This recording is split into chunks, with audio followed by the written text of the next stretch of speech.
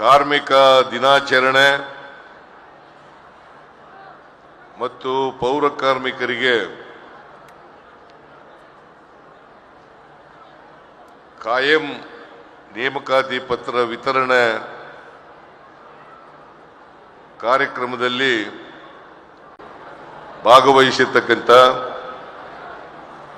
AICC ಅಧ್ಯಕ್ಷರು, ರಾಜ್ಯಸಭೆಯಲ್ಲಿ ವಿರೋಧ ಪಕ್ಷದ ನಾಯಕರು ಆದಂಥ ಸನ್ಮಾನ್ಯ ಖರ್ಗೆ ಅವರೇ, ರಾಜ್ಯದ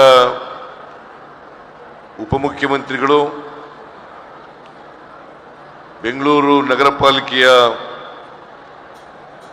ಅಭಿವೃದ್ಧಿ ಮಂತ್ರಿಗಳು, ನೀರಾವರಿ ಸಚಿವರು ಆದಂಥ ಡಿ ಕೆ ಶಿವಕುಮಾರ್ ಅವರೇ, ಇವತ್ತು ಜಗತ್ತಿನಾದ್ಯಂತ ಕಾರ್ಮಿಕರ ದಿನಾಚರಣೆಯನ್ನು ಆಚರಣೆ ಮಾಡ್ತಾ ಇದ್ದಾರೆ.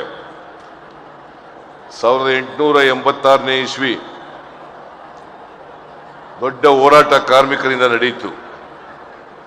ಆ ದಿನವನ್ನೇ ನಾವು ಇವತ್ತು ಕಾರ್ಮಿಕರ ದಿನಾಚರಣೆಯನ್ನಾಗಿ ಆಚರಣೆ ಮಾಡ್ತಾ ಇದ್ದೀವಿ. ನಿಮ್ಮೆಲ್ಲರಿಗೂ ಮತ್ತೆ ಈ ನಾಡಿನ ಜನತೆಗೆ ಕಾರ್ಮಿಕ ದಿನಾಚರಣೆಯ ಶುಭಾಶಯಗಳನ್ನು ಕೋರಲಿಕ್ಕೆ ಬಯಸ್ತಾ ಇದ್ದೇನೆ. ಕಾರ್ಮಿಕ ದಿನಾಚರಣೆ ಬಗ್ಗೆ ಮಾನ್ಯ ಮಲ್ಲಿಕಾರ್ಜುನ ಖರ್ಗೆ ಅವರು ಬಹಳ ವಿಚಾರಗಳನ್ನು ಪ್ರಸ್ತಾಪ ಮಾಡಿದ್ದಾರೆ. ನಾನು ಮತ್ತೆ ಆ ವಿಚಾರಗಳನ್ನು ಪ್ರಸ್ತಾಪ ಮಾಡಲಿಕ್ಕೆ ಹೋಗಲ್ಲ. ಇವತ್ತು ಈ ಸಂದರ್ಭದಲ್ಲಿ ಬೆಂಗಳೂರು ನಗರ ಪಾಲಿಕೆಯಲ್ಲಿ ಕೆಲಸ ಮಾಡ್ತಾ ಇರ್ತಕ್ಕಂಥ ಪೌರ ಕಾರ್ಮಿಕರಿಗೆ ನೇಮಕಾತಿ ಕಾಯಂ ನೇಮಕಾತಿ ಪತ್ರಗಳನ್ನು ವಿತರಣೆ ಮಾಡ್ತಕ್ಕಂಥ ಕೆಲಸವನ್ನು ಮಾಡ್ತಾ ಇದ್ದೀವಿ. ಸುಮಾರು ದೇಶದಲ್ಲಿ 12 ಲಕ್ಷ ಪೌರ ಕಾರ್ಮಿಕರಿದ್ದಾರೆ. 12 ಲಕ್ಷ ಪೌರ ಕಾರ್ಮಿಕರಿದ್ದಾರೆ. ಮೈಸೂರು ನಗರ ಪಾಲಿಕೆಯಲ್ಲಿ ರಾಜ್ಯದಲ್ಲಿ 38,000 ಪೌರ ಕಾರ್ಮಿಕರಿದ್ದಾರೆ. ಅವರೆಲ್ಲರೂ ಕೂಡ ವಿವಿಧ ಸ್ಥಳೀಯ ಸಂಸ್ಥೆಗಳಲ್ಲಿ ಕೆಲಸ ಮಾಡ್ತಾ ಇದ್ದಾರೆ. ನಾನು ಹಿಂದೆ ಮುಖ್ಯಮಂತ್ರಿ ಆಗಿರುವಾಗ ನೀವೆಲ್ಲರೂ ಕೂಡ ಬಹಳ ಜನ ಪೌರ ಕಾರ್ಮಿಕರು ಕಾಂಟ್ರಾಕ್ಟ್ ಮೇಲೆ ಕೆಲಸ ಮಾಡ್ತಾ ಇದ್ರು.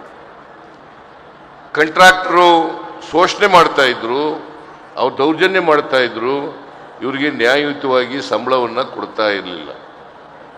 ನಾನು ಮುಖ್ಯಮಂತ್ರಿ ಆದಮೇಲೆ ಮಿನಿಮಮ್ ವೇಜಸ್ ಆಕ್ಟ್ ಪ್ರಕಾರ ಎಷ್ಟು ಸಂಬಳ ಸಿಕ್ಕಬೇಕು ಅಷ್ಟು ಸಂಬಳವನ್ನು ಕೊಡಿಸ್ತಕ್ಕಂಥ ಪ್ರಯತ್ನವನ್ನು ಮಾಡಿದೆ. ಅದಕ್ಕೆ ಮೊದಲು 7,000 ರೂಪಾಯಿ ಸಿಗ್ತಾ ಇತ್ತು. ಆಮೇಲೆ 17,000-18,000 ರೂಪಾಯಿ ಸಿಕ್ಕಾಗ ಮಾಡಿದೆ.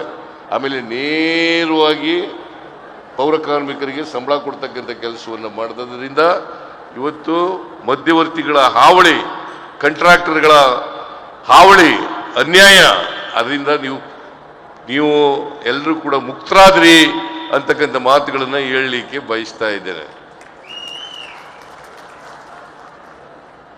ನಾನು ವಿರೋಧ ಪಕ್ಷದ ನಾಯಕನಾಗಿದ್ದಾಗ ಒಮ್ಮೆ ನಾರಾಯಣ ಮತ್ತು ಇತರ ಎಲ್ಲ ಪೌರ ಕಾರ್ಮಿಕ ಸ್ನೇಹಿತರು ನನ್ನನ್ನು ಕರೆದು, ನಾವು ಪ್ರತಿಭಟನೆ ಮಾಡ್ತಾ ಇದ್ದೀವಿ, ನೀವು ಅಲ್ಲಿಗೆ ಬರಬೇಕು ಅಂತಕ್ಕಂಥ ಮಾತುಗಳನ್ನು ಹೇಳಿದ್ರು. ನಾನು ವಿರೋಧ ಪಕ್ಷದ ನಾಯಕನಾಗಿ ಆ ಪ್ರತಿಭಟನಾ ಸ್ಥಳಕ್ಕೆ ಹೋಗಿದ್ದೆ. ಆ ಪ್ರತಿಭಟನಾ ಸ್ಥಳದಲ್ಲಿ ಅನೇಕ ಡಿಮ್ಯಾಂಡ್ಗಳನ್ನು ನೀವು ಇಟ್ಟಿದ್ರಿ. ಈ ಕಾಯಂ ಮಾಡ್ತಕ್ಕಂಥದ್ದನ್ನು ಕೂಡ ಒಂದು ಡಿಮ್ಯಾಂಡನ್ನು ಇಟ್ಟಿದ್ರಿ. ನಾನು ರಾಜ್ಯ ಸರ್ಕಾರಕ್ಕೆ ಒತ್ತಾಯ ಮಾಡ್ತಕ್ಕಂಥ ಕೆಲಸವನ್ನು ಮಾಡ್ತೇನೆ. ಒಂದು ವೇಳೆ ಅವರು ಮಾಡದೇ ಇದ್ರೆ ನಮ್ಮ ಪಕ್ಷ ಅಧಿಕಾರಕ್ಕೆ ಬಂದೇ ಬರ್ತದೆ, ನಾವು ಬಂದ ಮೇಲೆ ನಿಮ್ಮನ್ನೆಲ್ಲ ಕಾಯಂ ಮಾಡ್ತೀವಿ ಅಂತಕ್ಕಂಥ ಮಾತುಗಳನ್ನು ಹೇಳಿದ್ದೆ ನಾನು. ಅದೇ ರೀತಿ ಇವತ್ತು ಡಿ ಕೆ ಶಿವಕುಮಾರ್ ಅವರು ಬೆಂಗಳೂರು ಅಭಿವೃದ್ಧಿ ಸಚಿವರಾಗಿದ್ದಾರೆ. ಅವ್ರ ಮೂಲಕ ನಾವೊಂದು ತೀರ್ಮಾನ ಮಾಡಿದ್ದೀವಿ. ಇವತ್ತು ನಿಮ್ಮನ್ನೆಲ್ಲ ಕಾಯಂ ಮಾಡಬೇಕು ಅಂತ ತೀರ್ಮಾನ ಮಾಡಿದ್ದೀವಿ. ಸುಮಾರು ಇವತ್ತು 39,000